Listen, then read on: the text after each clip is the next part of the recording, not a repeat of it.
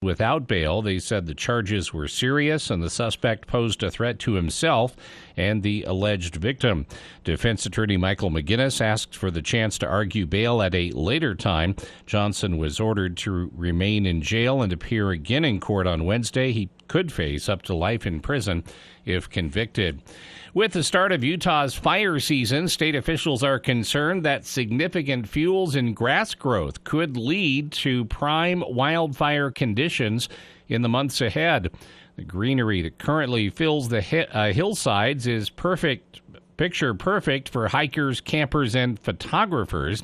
Basil Numerjiski, the lead meteorologist with the Great Basin Predictive Services, said if you look around or walk around the areas today, you'll see a lot of grass. A lot of it is much greener than it normally would be in early June due to the winter and the cold temperatures this spring.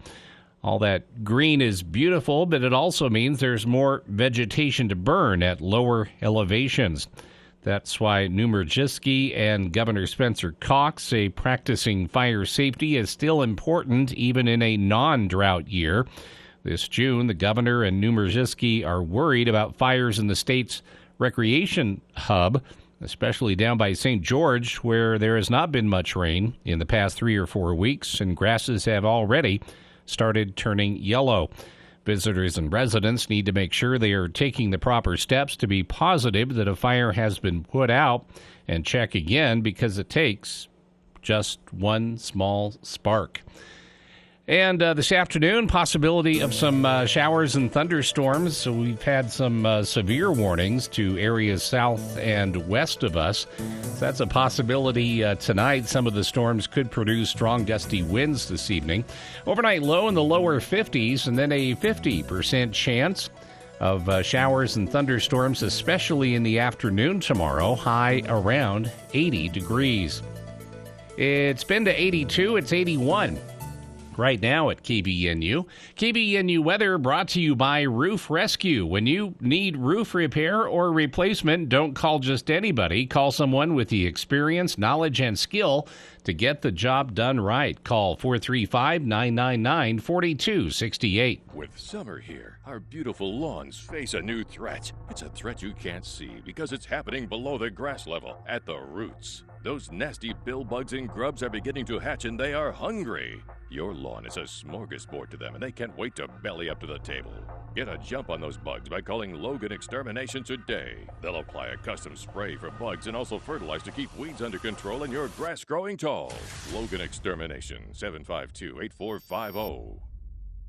KBNU News Time is 4:08. Brian Steed may have one of the toughest jobs in Utah government. He is tasked with saving the Great Salt Lake. Steed currently directs Utah State University's Janet Quinney Lawson Institute for Land, Water, and Air. He previously served as Utah Department of Natural Resources Director and was a deputy director of the Bureau of Land Management. In his new role, he will have to help come up with a plan to help reverse the lake's dramatic declines. Last year, the Great Salt Lake hit its lowest point in recorded history as a result of water diversion, drought, and a changing climate. Of course, it caught a reprieve this year with the wet winter, but the threat overall that it presents to Utah is significant. There is reduced snowpack and water, harms to wildlife from reduced marshland surrounding the lake, impacts to public health in the form of toxic dust storms from naturally occurring arsenic in the now exposed lake bed, and billions of dollars in lost economic impact generated from the lake. The lake's decline has set off alarm bells on Utah's Capitol Hill. Lawmakers have advanced bills aimed at water conservation and protecting the lake, spending roughly $1 billion over the past 2 years. This year, the Utah State Legislature approved the creation of a commissioner who will be a central point person to coordinate state agencies, environmental groups, and other stakeholders with a mission to help the lake. At Monday's Senate committee hearing, Steed said he would collaborate with the many groups with interests in the lake. KBNU News Time is 4:09. For more details on these and other stories, visit CashValleyDaily.com. where you find out. News Talk KVNU, 610 AM and 102.1 FM. Cache Valley Cruising, Cache Valley Cruising. Are you ready for Cache Valley's biggest party?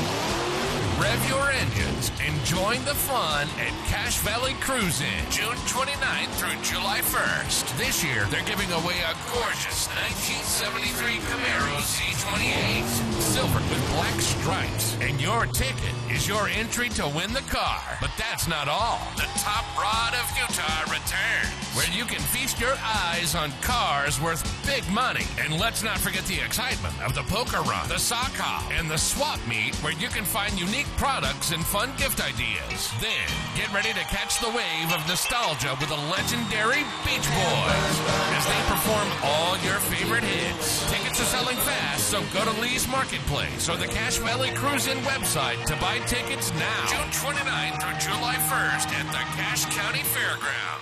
Preston Golf and Country Club hosting the Central Milling Alta Bank two-person scramble on Saturday, June 17th. It will be an 8:30 shotgun start. Entry fee is $72 for non-members with a cart or $54 for members with a cart. Players' handicaps must be within 8 strokes of each other. Handicaps will be calculated by using 35% of the low handicap and 15% of the high handicap, and teams will be flighted based on team handicap. To register, contact the Pro Shop at Preston Golf and Country Club, 208-852-2408.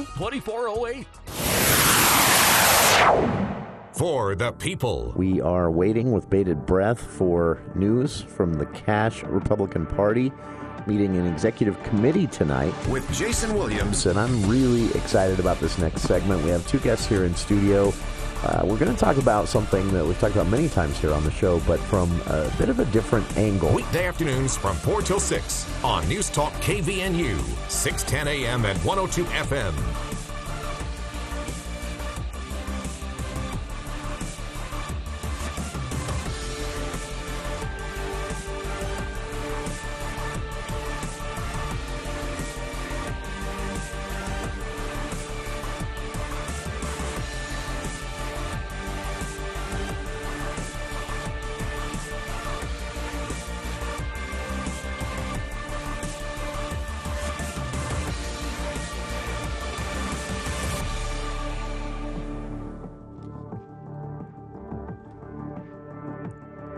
Welcome to KVNU's For the People. Tuesday, May 6th. My first day back in the studio for a while. Yay, welcome back. I struggle with this. It's something I assumed as I got older this would go away. I thought this was like a kid thing. But you're away for a while, and it's just kind of hard to get back into the groove. You just really don't feel like working. It's been one of those days for me. But so I'm excited to be here in the studio finally, where I can kind of talk about things that are more entertaining than work. I hope everybody else is getting a break, enjoying the weather. It's definitely, it's been a wet spring and wet June so far. But we really don't have a lot to show for it here. Yeah, that's it. Well, that was where I was going with that. It looks threatening. The accrued precipitation is not really a lot, but a lot of thunderstorms, small thunderstorms and clouds coming through on a regular basis. Good news for the Great Salt Lake. We are within, depending on which estimate you look at and when, we are within 1,000 feet of what is considered a healthy elevation for the lake. Now, keep in mind that's not a healthy elevation based on our water needs. That's still concerning.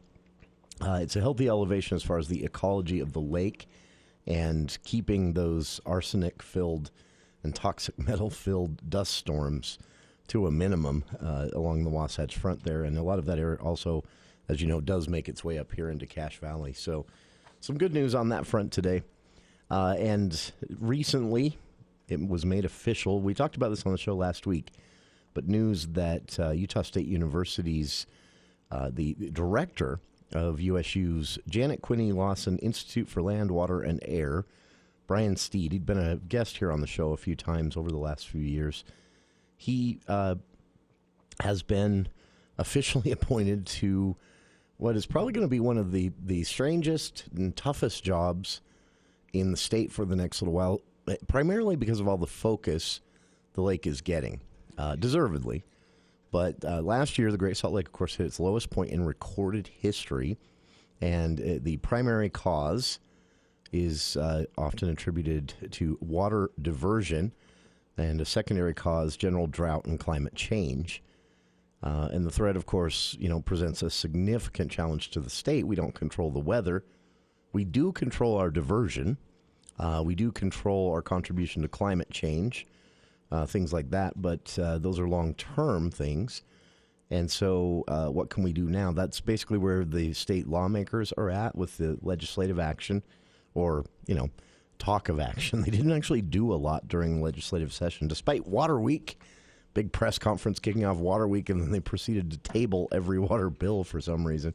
And it kind of ended with a fizz of not a lot of action. But a lot of money has been put aside for potential action going forward. And I think probably one of the best decisions that was made was to create some kind of task force or commission to oversee all of this. Any money that will be spent to help save the lake, but also to coordinate with, we spoke here on the show with Nathan Dowgs of the Cache Water District, and he expressed some of their concern that, there are things that could be done with good intentions to save the Great Salt Lake that could actually hurt Cache Valley, especially those in agriculture. And so there is some concern along these lines, though no one, is saying it's not worth saving the lake. Absolutely not. You wouldn't want to live here in Utah if that lake were to dry up, which it has before, by the way. I see this a lot of contrarians on Twitter. Always, the lake's dried up before. Yeah. Could you imagine what life here in Utah was like during those periods over the last it's estimated during the last 800,000 years, the lake probably got almost empty and refilled, 8 to 12 times over. But imagine what it was like here when that lake was empty, and the years, decades even, it took for the ecology to recover. Everyone agrees this needs to happen. How, though, is where some of the concern pops up. So what the legislature decided to do, for those that didn't follow this, is they decided to create a new position, a czar, if you will, a commissioner. And the Great Salt Lake Commissioner is the official title. And USU's Janet Quinney Lawson Institute for Land, Water, and Air Director Brian Steed was nominated by the governor. It's official now. The Senate has confirmed that appointment, and work begins. Something interesting about this that I learned over the weekend, though, because commissioner can mean a lot of different things. There's, at the county level, at the state level, things like that, different powers. But one thing I learned over the weekend is that this Great Salt Lake Commissioner position is pretty powerful. It will actually have the power to override state agencies if decisions are made that are deemed harmful to the lake. That would include, agencies that oversee water management and land management, among others. And that's a pretty powerful position. There aren't many positions in the state where you can just override a state agency. Now, it's always possible to override a state agency, but it's a lengthy process where it has to go through review.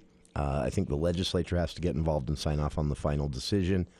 In this case, though, power has been given to the Great Salt Lake Commissioner to just say nope if a state agency makes a decision that would be deemed harmful to the lake. Now, one check on that power is that Steed himself, well, for the first check is Brian Steed's a very reasonable guy.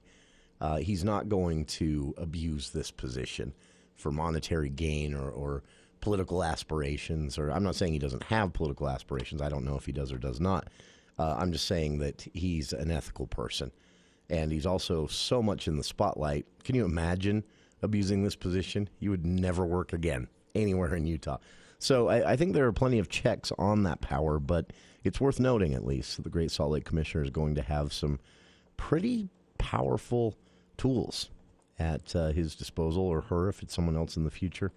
And they will be informed by an overall committee, a commission that will kind of be the research and recommendation arm of all this. So the commissioner won't act as, a single authoritarian individual, but the position of Great Salt Lake Commissioner will itself have a lot of authority. So Check it out. Story at cashvalleydaily.com on the confirmation.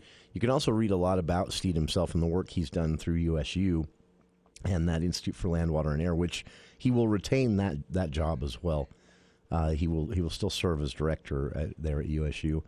And I've linked to some of the things they've been putting out, kind of along these same lines over the last few years, even before the drought really hit its hardest. I've linked to those on our Facebook page, and we'll be back with more of KVNU's For the People right after this. Adams Wealth Advisors is proud to announce that they've been named as one of the best financial advisory firms in the country by USA Today. Start maximizing your wealth potential with a team of experienced advisors who specialize in working with high net worth individuals. Let Adams Wealth Advisors help you achieve your financial goals with a personalized approach to investment management and planning. For more information on how Adams Wealth Advisors can help you achieve your financial goals, go to adamswealthadvisors.com. That's adamswealthadvisors.com. Happy Father's Day from Birch Creek Golf Course. For Dad this Father's Day, our 10 rounds of 9 holes punch passes are on sale. Our FootJoy golf shoes and golf shirts are also on sale for Father's Day. Or get Dad a gift certificate that can be used for golf or golf lessons from our PGA teaching staff. So for Dad this Father's Day, I invite you to choose Birch Creek Golf Course. And happy Father's Day from your friends at Birch Creek. I'm Larry Gelwicks, the getaway guru for Morris Columbus Travel and Viking Cruises. Explore Europe on a deluxe river cruise. Visit Castle Country as you sail the Rhine River, visiting the Netherlands, France, Germany, and Switzerland, or amazing history along the Danube River, visiting Austria, Hungary, and Slovakia. Give us a call at Morris Columbus Travel. Come on and get away, Morris Columbus. Senior Moments, sponsored by the Empowering Seniors Group on News Talk KVNU. My name is Bruce Lee. I am here with my co-host Sid Roeder. We're here for another fun show. This radio show is sponsored by the Empowering Seniors Group, which is a group of professionals that has dedicated their time and efforts to provide information that is hopefully useful to seniors, their family members, caretakers, and really anybody who's interested. Senior Moments, every Saturday morning at 7:30 right here on News Talk KVNU.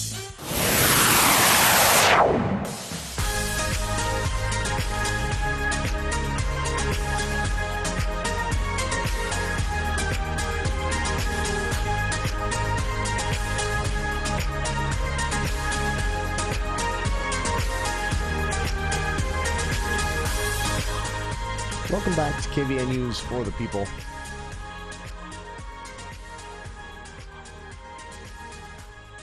A couple of items here ahead of the news. Well, first off, listeners, I would love your recommendation and preference. The Cache County Clerk and Auditor position has gotten a lot more attention, deservedly, and in a positive way, and unfortunately in some negative ways that were just too bad that became a part. I'll just put it this way.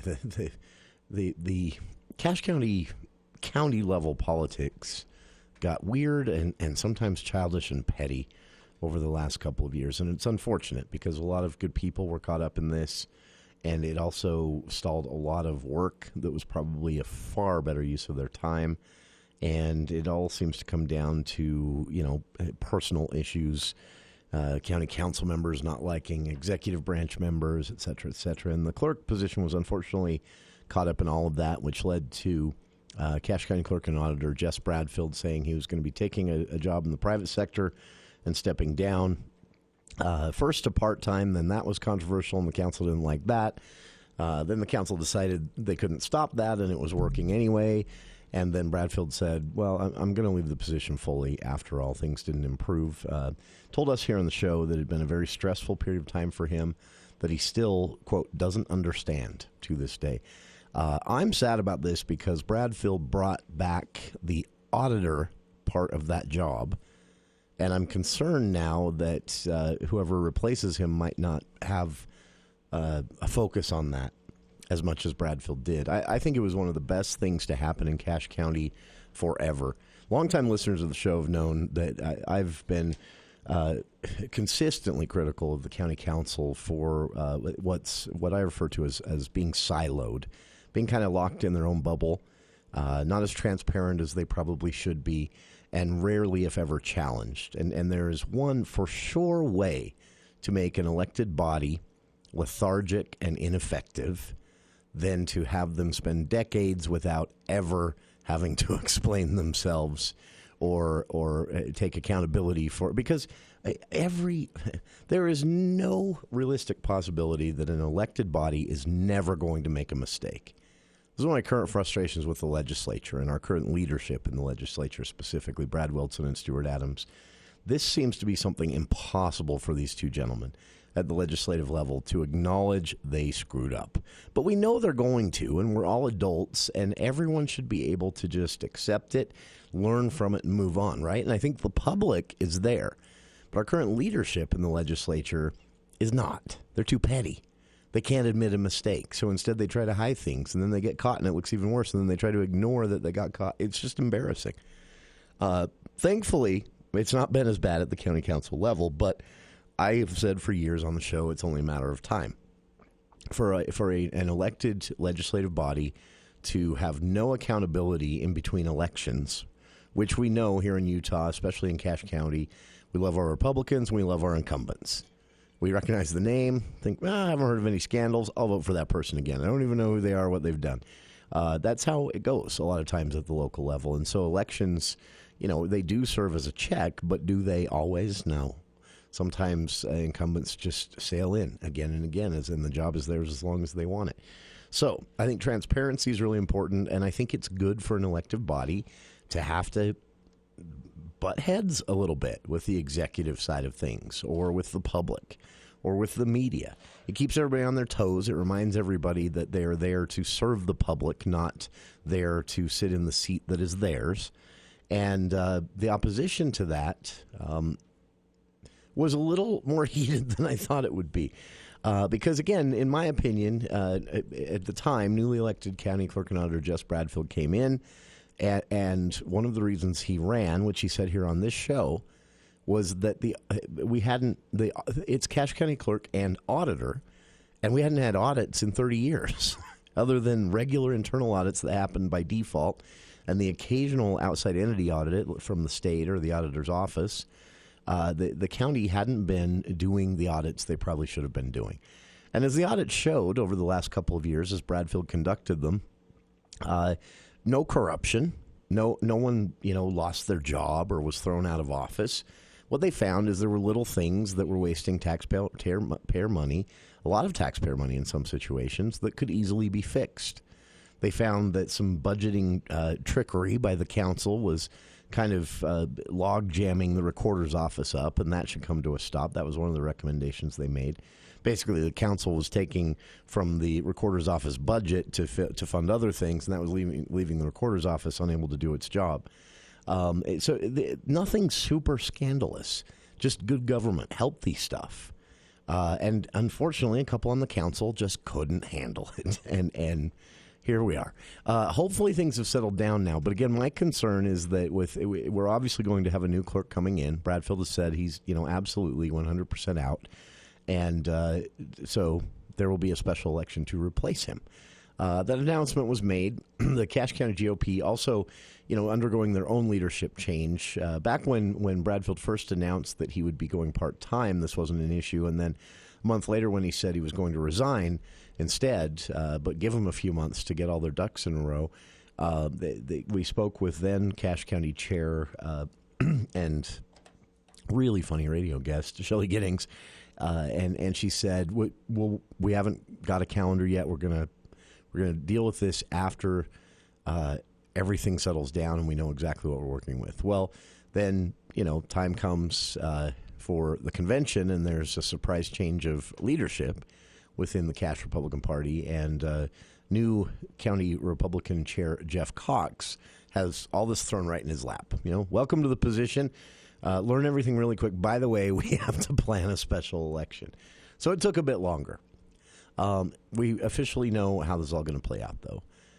There will be a special election on June 28th at Mount Logan Middle School. Now, this doesn't have to be coordinated through the elections office of the county or the state elections office. This will play out. The special election rules are set in stone, basically. So the filing period for candidates will be open, or is open, from today until Thursday, June 22nd at 5 p.m. So it's a lengthy filing period for this. Candidates must meet the qualifications outlined in Utah Code for the clerk auditor's position. And these are just general requirements for running for office here in Utah. U.S. citizen, registered voter in Cache County. In this case, since it would be replacing a Republican an elected Republican Party member in the clerk and auditor's job, the candidates must be a registered member of the Republican Party.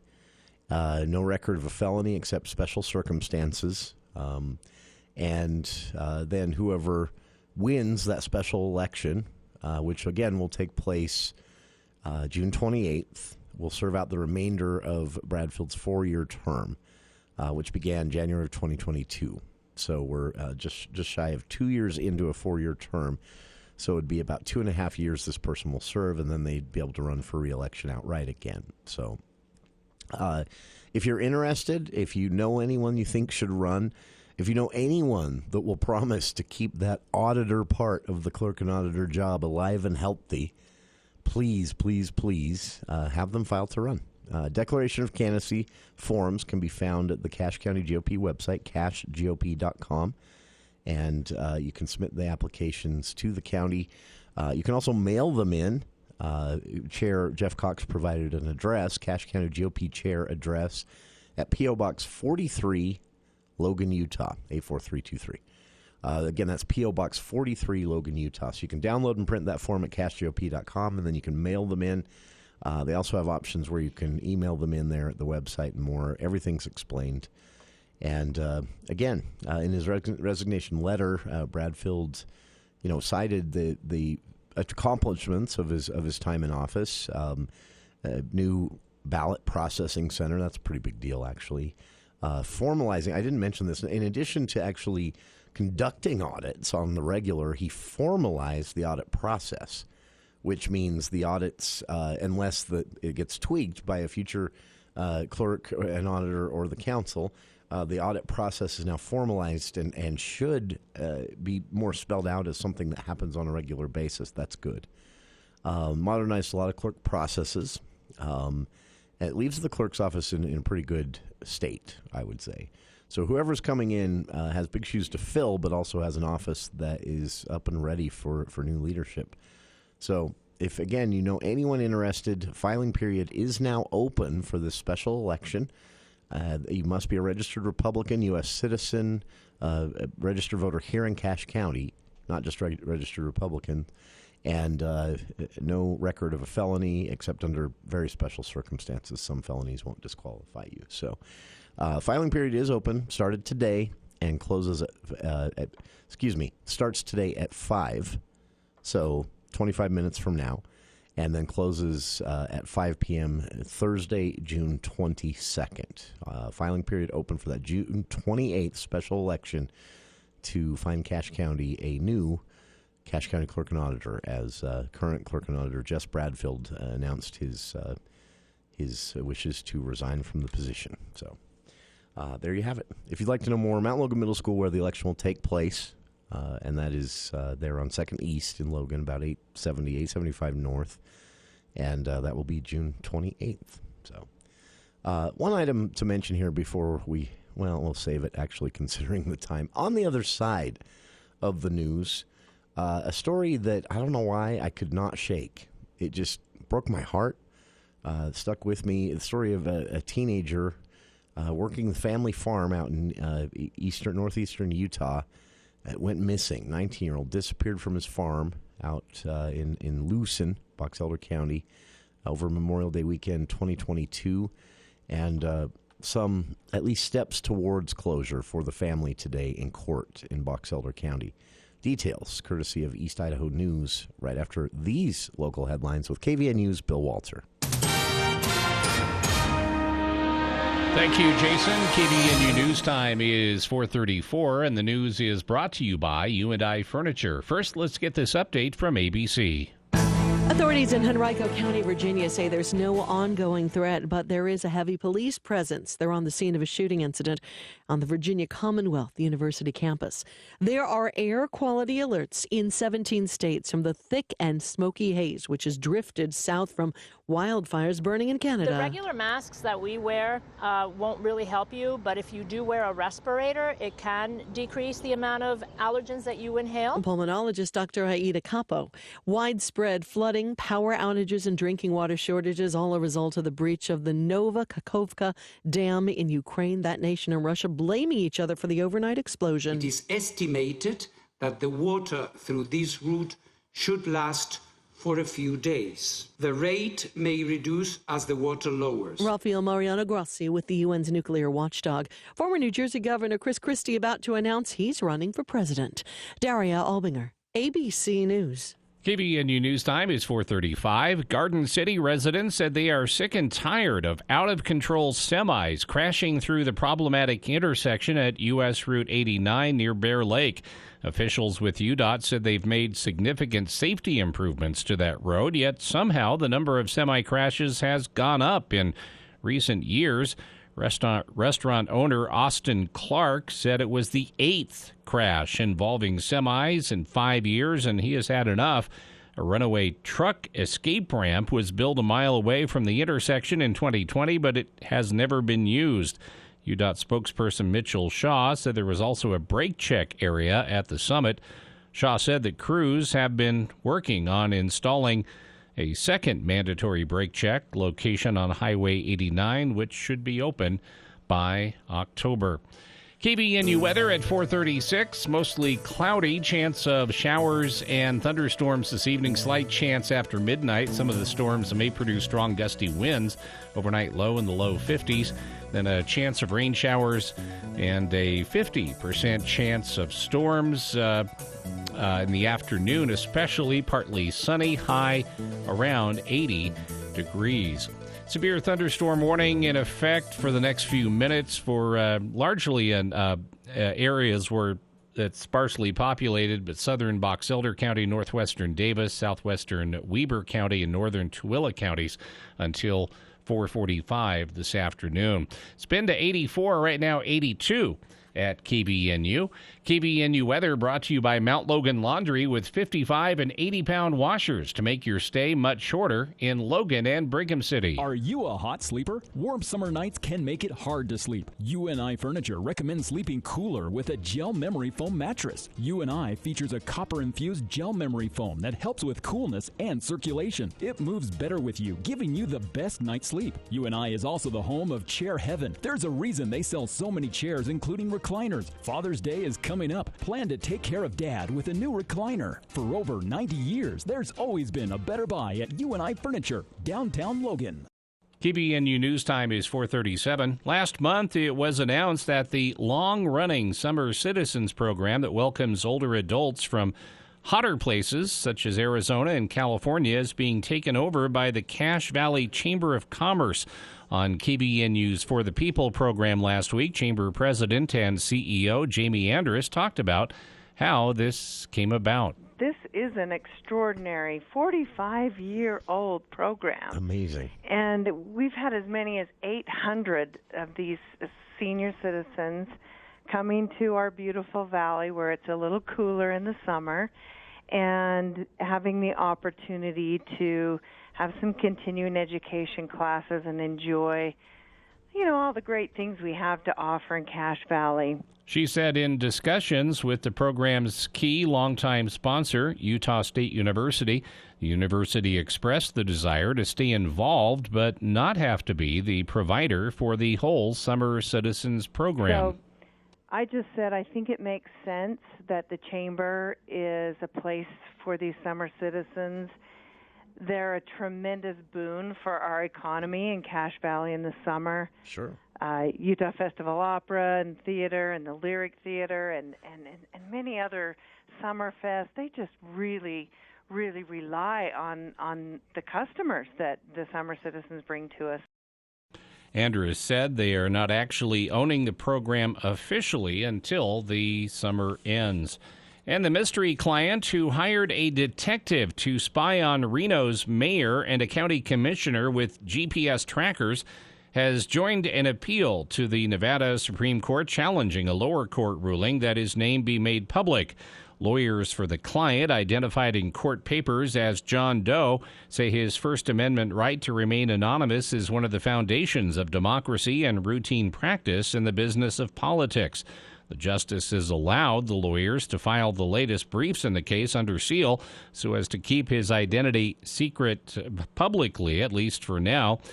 Mayor Hillary Sheev and ex-Commissioner Von Hartung say the secret surveillance violated their privacy. KBNU News Time is 4:40. For more details on these and other stories, visit CashValleyDaily.com. Let's check Wall Street now with Edward Jones. This is Ted Karen with Edward Jones Investments in Smithfield, bringing you the daily financial market report for Tuesday, June 6th. Major stock market indexes were up on Tuesday. The Dow just by a few points, the S&P 500 by 0.25%, and the NASDAQ by 0.33%. One standout was small cap equities, which posted 2.5% gains. With no major U.S. economic releases and most corporate earnings announced, markets will likely look forward to next week's May CPI report and Fed meeting. Bond yields rose slightly across the curve, with 2-year and 10-year yields higher, indicative of the possibility of tighter Fed policy for longer. Oil rebounded from lower prices seen earlier, but still closed the day down nearly 1%. Oils declined over 10% year-to-date, potentially driven by concerns over a slower-than-expected recovery in the Chinese economic activity. The stock market's strong start to the year continues to be driven by 3 sectors: information technology, communication services, and consumer discretionary. All 3 sectors have posted gains of over 20% year-to-date, whereas the next best performing sector, industrials, has posted a modest 2.5% gain for the year. This year's narrow market leadership likely reflects concerns about an economic growth slowdown as the Fed's rate hikes filter through the economy. For equities to continue to rally, broader participation will likely be needed. But Tuesday's price action was encouraging because small cap stocks and financials outperformed as the tech rally slowed. An upcoming Fed pause could be an important step towards a more sustainable recovery, with more sectors and stocks contributing to the market's gains. This has been today's Financial Market Report, brought to you by Ted Karen with Edward Jones, member SIPC, serving individual investors with personalized attention and financial advice. If you'd like additional information, please visit with any of the 9 Edward Jones advisors in Cache Valley, in Providence, Logan, and Smithfield. When a tiny drop causes a ripple and becomes a wave, it travels through all corners of the planet, sustains all forms of life, and provides streams of wonder, rivers of adventure, and oceans of discovery. One drop connects us all.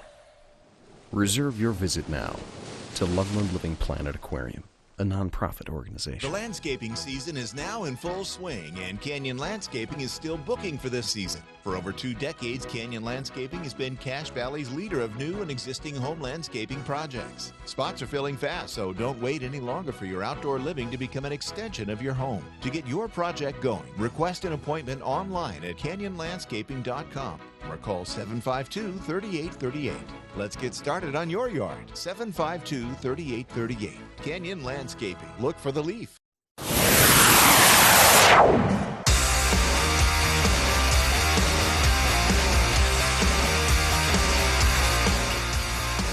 Welcome back to KVN News for the People. Coming up in hour 2, Craig Peterson will be with us for the For the People Book Club. And we also have some Gary Morris tickets to give away, a couple of them to give away, and we'll have some more later on in the week to give away as well. So be sure to stick around for hour 2. We'll be talking about 5 Days at Memorial. This is an older book written about the 5 days after Hurricane Katrina in Louisiana, New Orleans, and what took place at one single hospital. This was a read that I could never forget, and Craig has now read it as well. So we'll be talking about an hour 2 in the For the People Book Club.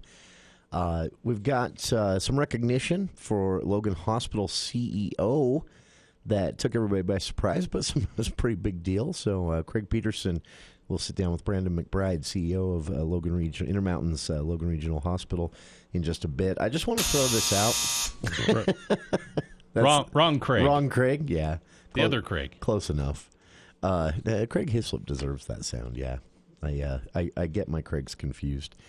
Just a quick thing to mention here, because, again, this was a story that I haven't been able to stop thinking about it because it was just so tragic and random, and, yeah. Anyway, this you may remember a story from last summer, a story of a young man, 19-year-old man, disappearing from a eastern Utah farm. This was a 19-year-old named Dylan Rounds. His family first made the news public, saying he didn't come home, and there was a search. The whole community out there was involved. And the only thing found was his boots were found by a mound of dirt out there near the family farm area where he was working.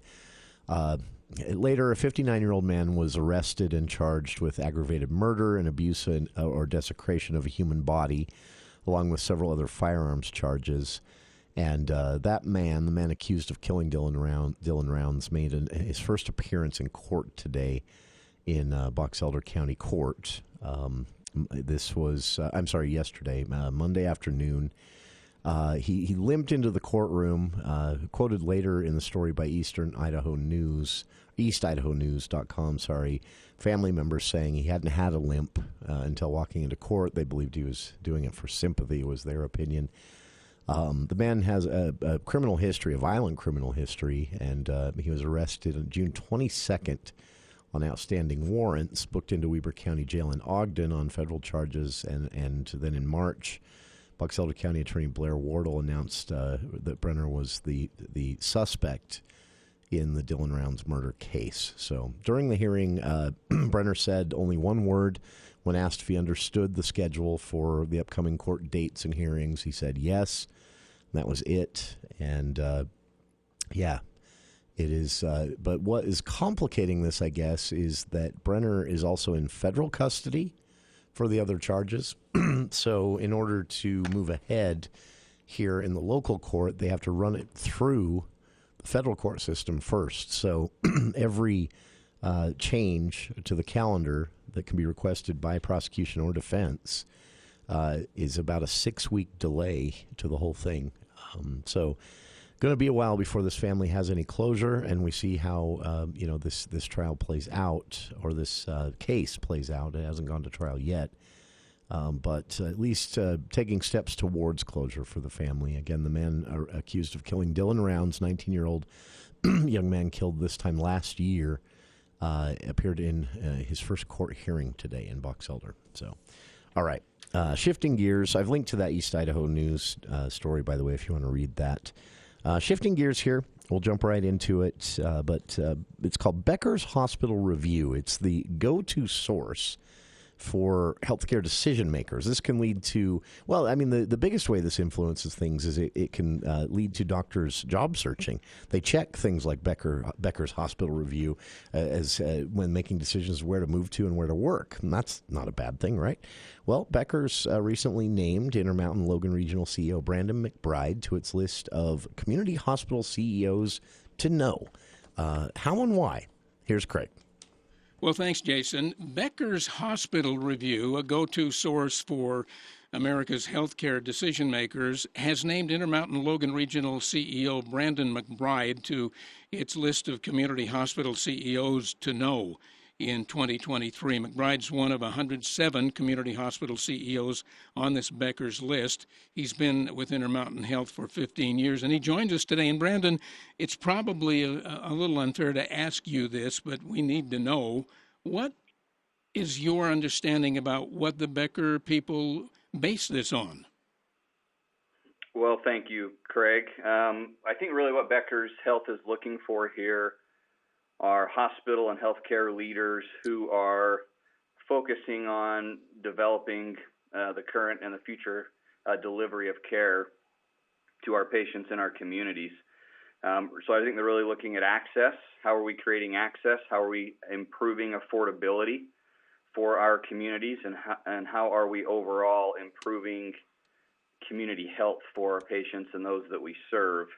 And while I appreciate the individual recognition that this brings, I'm really what this is all about is this is a direct reflection of the incredible physicians and the nurses and the caregivers that we have at Logan Regional Hospital that provide safe, high-quality care day in and day out to our community. So this really is a direct reflection and recognition for all of them and the great care that they provide to our patients. Well, that would be my next comment. I'm sure that CEOs are not singled out for such recognition without those things that you just talked about, and that is really a key to it, isn't it, with the people that do things at the hospital under your direction?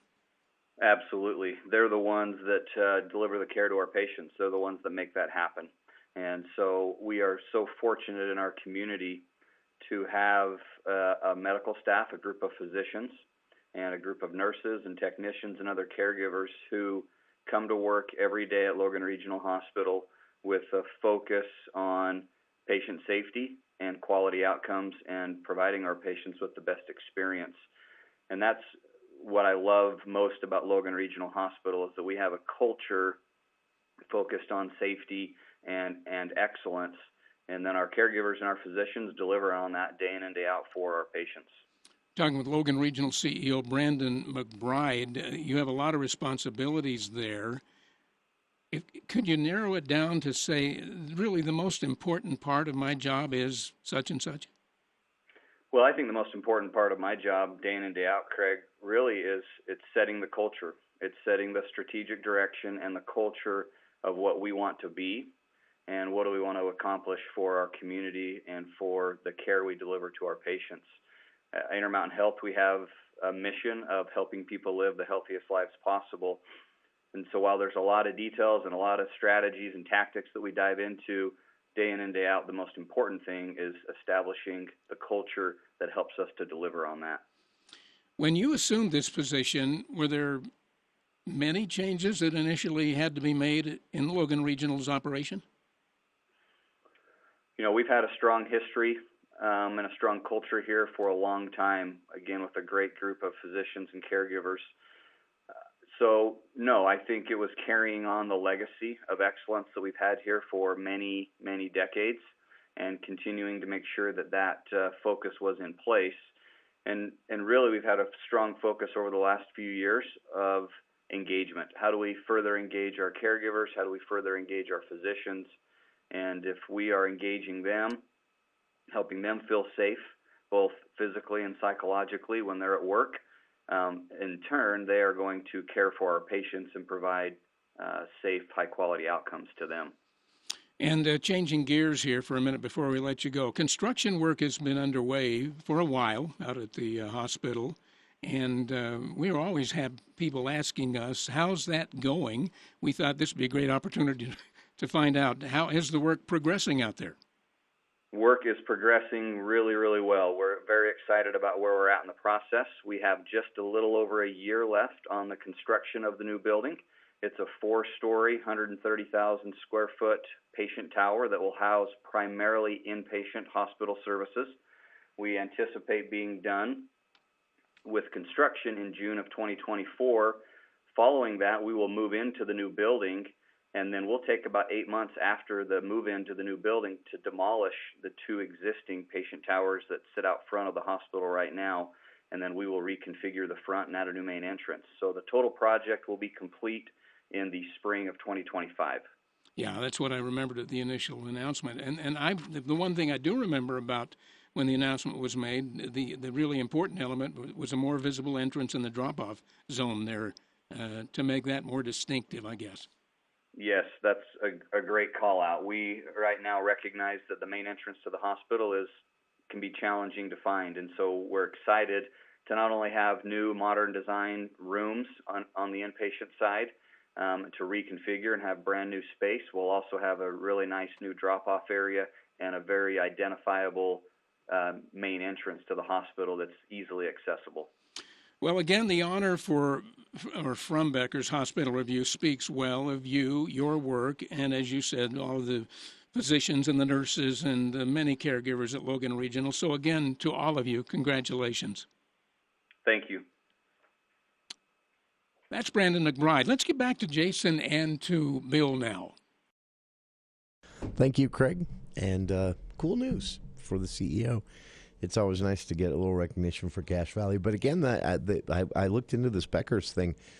This is used by primarily a lot of doctors when they decide, if they decide they're going to move or they want to change careers for whatever reason. A lot of times this is their go-to reference, kind of like a college guide for kids heading into college, but for doctors, which, by the way, Utah could use a lot more of. So good news. We'll be back with more of KVNU's For the People right after this. If it's leaking, replace it. If it's worn, replace it. If you're constantly worrying about it with every windstorm, replace it. What are we talking about? Your roof. Palmer's Metal Mart is your place for a long-lasting, great-looking metal roof for your home, cabin, barn, or shed. Metal roofing is the put-it-up-and-forget-about-it roofing solution. For almost 30 years, people have chosen Palmer's Metal Mart for metal roofing for their selection, price, and most importantly, the professional help you get with your project. From start to finish, Metal Mart can help you with all the options for your amazing metal roof. Whether it's an accent on your roof or a complete re-roof, Palmer's Metal Mart is the place to go. Metal provides a unique and timeless look that gives the wow factor to any project. So come see the metal roofing experts at Palmer's Metal Mart, located in Lehigh and Logan. We're ready to help. Ask about quick same-day will calls or delivery to your door. Palmer's Metal Mart. Everyone's metal store. Intermountain Budge ENT Clinic has an experienced and caring team of physicians and staff to assist you with all of your ear, nose, and throat concerns, including head and neck surgery. Doctors Kaiser and Wilson and their staff at Intermountain Budge ENT Clinic will work together to provide excellent care and support throughout the entire surgery process, from your pre-op visit to your full recovery. And they accept all insurance. For more information about Doctors Kaiser or Wilson, search Budge Clinic ENT or call 435-716-1420. Local care with Intermountain expertise. Here's Chad Norton, the lawn doctor, with a tip for your lawn. The way you water your lawn makes a big difference. Water restrictions and water costs have both increased over the last few years. The Lawn Doctor offers a popular service to help keep your lawn green and healthy while watering less. One application of our HydroGuard service reduces your watering frequency by up to 1 day a week, saving you water and money. Watering help, weed, fertilizer, and pest control. Call the Lawn Doctor at 753-LAWN or go to lawndoctor.com. You're in the market to buy a home. You're dreaming of a new home that you can fill with new memories, but new homes just aren't in your budget. Or are they? Visionary Homes wants you to know you don't have to buy a used home. Buy new. Buy now at Visionary Homes. As a trusted award-winning Utah home builder, Visionary Homes understands that your home is the center of your life, bringing friends and family together, creating memories you'll cherish forever. Buy new. Buy now at visionaryhomes.com.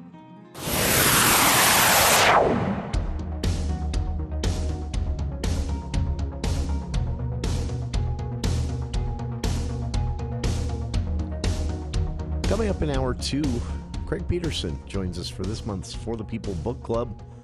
We'll be talking about a book called 5 Days at Memorial. 5 days after the tragedy of Hurricane Katrina and what happened at a single hospital, all the lives that were affected.